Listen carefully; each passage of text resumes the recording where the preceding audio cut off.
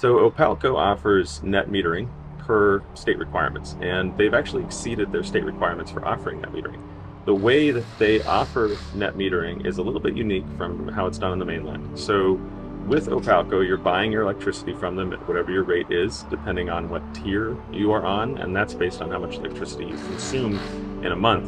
What Opalco gives you for excess power you generate, power you send back to the grid, is roughly 9 cents per unit of energy, which is per kilowatt hour. So that 9 cents per unit of energy stacks up in an account they track, and they use that net meter bill credit to pay for your power bills when you're not generating enough solar power.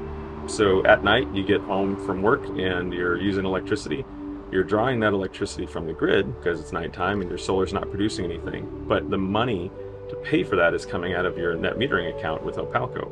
One of the nice things about Opalco that's unique to that utility in Washington State is at the end of the year, actually in April, which is when their cutoff time is for their net metering account, if you have money left over in that account, they write a check and mail it to you. So you actually get the cash value of that.